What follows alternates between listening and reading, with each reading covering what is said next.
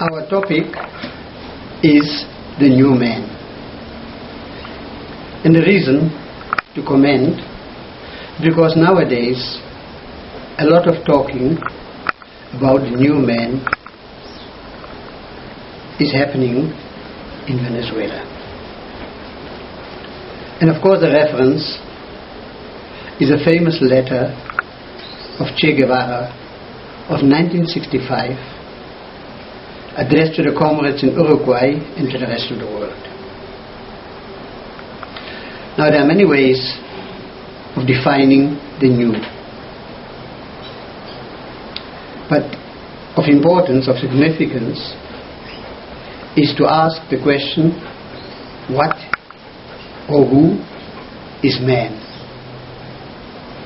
What is new? What is a new man? And what is humanly new?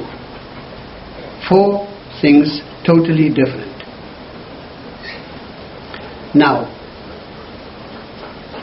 what is a man? What is man? All across history, especially in the history of philosophy, all over turns up the question or demand, knoweth thyself. The species, as it's called, Homo sapiens sapiens, man, the wisest one, always has a problem of identification. Many answers have been given to the question, who or what is man? For example, in the Holy Bible, Genesis 1 to 3, obviously, man is a child of God. Man is a crown of creation. Well, that is a religious explanation.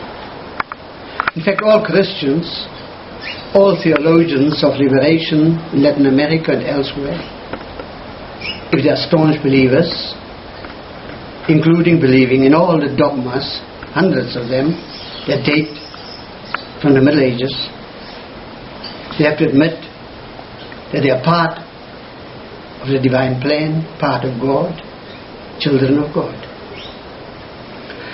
Of course, there are other versions. What is man? Shakespeare asked the question, what is man? Asking a question. Is he the paragon of animals? Is he paradigmatic? That is the definition of man. Rudyard Kipling defines the blacks of Africa, the third world people. What did he say? The black man is a white man's burden.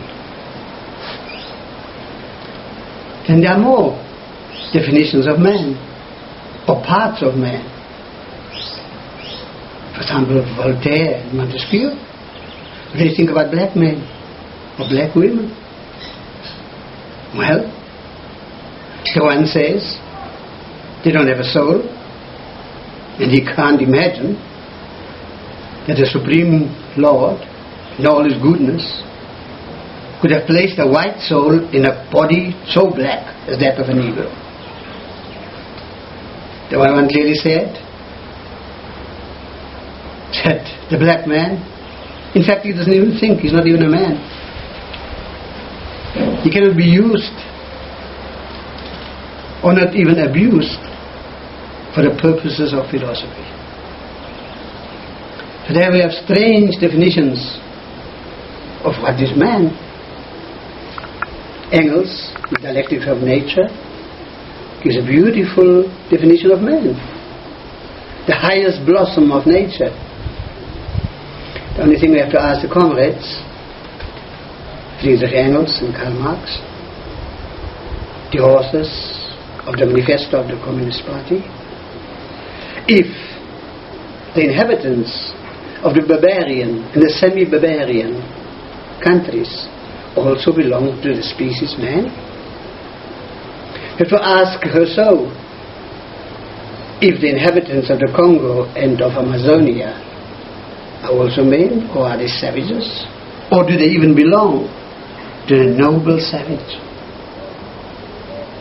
Then we have to ask other theoreticians, political scientists.